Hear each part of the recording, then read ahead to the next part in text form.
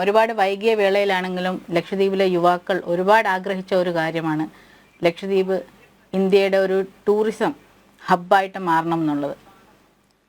അതിലേക്കുള്ള ഒരു ചുവടുവയ്പ് തന്നെയാണ് നടന്നിരിക്കുന്നത്. പക്ഷേ ഇത്രത്തോളം വലിയൊരു രീതിയിൽ ഇത്രയും കുറഞ്ഞൊരു സമയം കൊണ്ട് പ്രചാരം കിട്ടുമെന്ന് ഞങ്ങൾ ആരും ചിന്തിച്ചില്ല.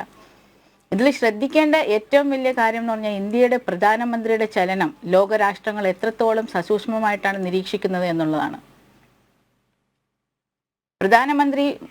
ബഹുമാനപ്പെട്ട പ്രധാനമന്ത്രി മോദിജി മാത്രമല്ല ലക്ഷദ്വീപിലെ ബംഗാരം എന്ന ദ്വീപിൽ വന്ന് കുളിച്ച് അവിടെ സുഖവാസം നടത്തിയിട്ട് പോകുന്ന പ്രധാനമന്ത്രി, ഇന്ത്യയിലെ ആദ്യത്തെ പ്രധാനമന്ത്രി അല്ല ബഹുമാനപ്പെട്ട നരേന്ദ്രമോദിജി.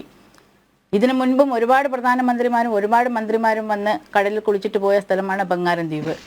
പക്ഷേ അന്നൊന്നുമില്ലാത്ത ഒരു ഹൈപ്പിലേക്ക് ലക്ഷദ്വീപ് ഇന്ന് എത്തിയെങ്കിൽ ഈ പ്രധാനമന്ത്രി പോസ്റ്റ് ചെയ്ത വീഡിയോകളും ഫോട്ടോസും കൊണ്ട് ഇന്ന് ലോകത്തിൻ്റെ നെറുകയിലേക്ക് ലക്ഷദ്വീപ് എന്നുള്ള പേര് ഇത്രയും കുറഞ്ഞ സമയം കൊണ്ട് ഉയർന്നു വന്നെങ്കിൽ അത് പ്രധാനമന്ത്രി നരേന്ദ്രമോദിജിയുടെ വ്യക്തിപ്രഭാവം, ലോകരാഷ്ട്രങ്ങൾ അദ്ദേഹത്തിൻ്റെ ചലനം എത്രത്തോളം വീക്ഷിക്കുന്നു എന്നതിനും ഉത്തമമായിട്ടുള്ള ഒരു ഉദാഹരണം മാത്രമാണ്. ഈ ഗവൺമെൻറ് വന്നതിൽ പിന്നെ ഈ ഗവൺമെൻറ്റിൻ്റെ ഏറ്റവും വലിയ പ്രതിജ്ഞയാണ് ഒരു വരിയിൽ നിൽക്കുന്ന ഏറ്റവും അവസാനത്തെ ആളിൽ വരെ വികസനം എത്തണം എന്നുള്ളത്. സത്യം പറഞ്ഞാൽ ലക്ഷദ്വീപ് ഇന്ത്യയിലെ ഏറ്റവും അവസാനത്തിൽ ഇന്ത്യയിൽ നിൽക്കുന്ന ഏറ്റവും അവസാനം നിൽക്കുന്ന ഒരു യൂണിയൻ ടെറിട്ടറിയാണ്. വികസനം എന്നത് ഇപ്പം താങ്കൾ പറഞ്ഞ പോലെ ഏറ്റവും ആദ്യം മുതലേ വികസനം തുടങ്ങേണ്ട ഒരു സ്ഥലമാണ്. ഒന്നിൽ നിന്നല്ല പൂജ്യത്തിൽ നിന്ന് വികസനം തുടങ്ങേണ്ട ഒരു സ്ഥലമാണ്. ഒരു ടൂറിസം മേഖല വികസിക്കണമെങ്കിൽ ഏറ്റവും അടിസ്ഥാനപരമായിട്ട് കമ്മ്യൂണിക്കേഷൻ, കണക്ടിവിറ്റി, ഇൻഫ്രാസ്ട്രക്ചർ ഇതെല്ലാം വർദ്ധിക്കേണ്ട ഒരു അടിസ്ഥാന കാര്യങ്ങളാണ്. നല്ല രീതിയിൽ ടൂറിസം നടന്നു പോകണമെങ്കിൽ ഇതിനെല്ലാം തുടക്കം കുറിച്ചത് ഈ ഗവൺമെൻറ് ഇന്ത്യയിൽ അധികാരത്തിൽ വന്നതിൽ പിന്നെയാണ്.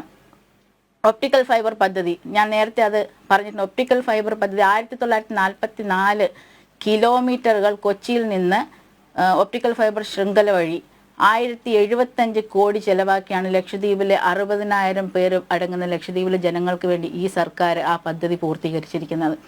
ഈ പദ്ധതി കോൺഗ്രസ് ഭരിക്കുന്ന കാലഘട്ടത്തിൽ അന്നത്തെ അഡ്മിനിസ്ട്രേഷൻ വെച്ച പ്രപ്പോസലായിരുന്നു. അന്ന് 50,000 പേർക്ക് 500 കോടി, അന്നത്തെ പദ്ധതിയുടെ കോസ്റ്റ് 500 കോടിയായിരുന്നു. ആ 500 കോടി മുടക്കാനില്ല എന്നും പറഞ്ഞ് ഫീസിബിലിറ്റി സ്റ്റഡി നടത്തി അത് പരാജയപ്പെട്ട് മാറ്റിവെച്ച പദ്ധതിയാണ് പ്രധാനമന്ത്രി ചെങ്കോട്ടയിൽ നിന്ന് പ്രഖ്യാപിക്കുകയും ഇന്ന് ആ പദ്ധതി, ആ സ്വപ്നം ലക്ഷദ്വീപ് ജനങ്ങൾക്ക് വേണ്ടി സാക്ഷാത്കരിച്ച് തന്നിരിക്കുന്നത്.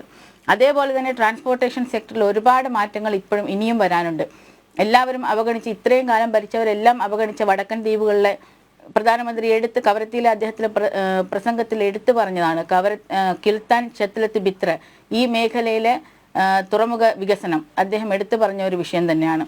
ഇപ്പം ഈ വിഷയത്തിലേക്ക് വരുവാണെങ്കിൽ അദ്ദേഹം പറഞ്ഞത് ഇന്ത്യയിലെ തന്നെ ലോകത്തിലെ ദ്വീപുകളുടെ സാഹസിക ടൂറിസം എൻജോയ് ചെയ്യുന്ന ആൾക്കാർ, അഡ്വഞ്ചർ ടൂറിസം എക്സ്പ്ലോർ ചെയ്യുന്ന ആൾക്കാർ അവരുടെ പട്ടികയിൽ ഉൾപ്പെടുത്തേണ്ട ഒരു സ്ഥലമാണ് ലക്ഷദ്വീപ് എന്നാണ്. അല്ലാതെ മറ്റുള്ള ദ്വീപുകളിൽ നിങ്ങൾ പോകരുതെന്ന്, ലോകത്തിലുള്ള മാൽഡീവ്സ് പോലെ, മൗറീഷ്യസ് പോലെ, ഇന്തോനേഷ്യ പോലത്തെ ദ്വീപുകളിൽ നിങ്ങൾ പോകരുതെന്ന് അദ്ദേഹം ഒരിക്കലും പറഞ്ഞിട്ടില്ല.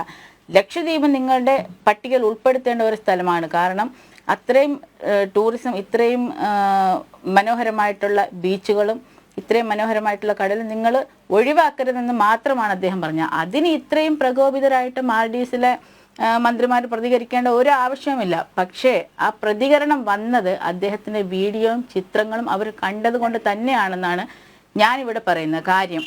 അവർക്ക് മനസ്സിലായി മാൽഡീവ്സിലെ ടൂറിസം തകർക്കാൻ മാത്രം ഭീഷണി ഉള്ള ഒരു ഭൂപ്രകൃതി ലക്ഷദ്വീപിനുണ്ട്. ഇന്ന് വരെ ഇന്ത്യ ഭരിച്ചിരുന്ന ഒരു സർക്കാരിനും ആ ഭൂപ്രകൃതി ഉപയോഗപ്പെടുത്താൻ കഴിഞ്ഞിട്ടില്ല. ഇന്ത്യയുടെ സമ്പദ് വ്യവസ്ഥയ്ക്ക് തന്നെ ഏറ്റവും കൂടുതൽ ഇൻകം ജനറേറ്റ് ചെയ്യാൻ പറ്റുന്ന ഒരു മേഖലയാണ് അല്ലെങ്കിൽ ഒരു പ്രദേശമാണ് ലക്ഷദ്വീപ്. അത് തിരിച്ചറിഞ്ഞത് മോദിജി നയിക്കുന്ന BJP സർക്കാരാണ്. ലക്ഷദ്വീപിലെ എല്ലാ മേഖലയിലും വികസനത്തിലേക്ക് തുടക്കം കുറിച്ചിരിക്കുകയാണ് ഇന്ന് ഈ ഗവൺമെൻറ്.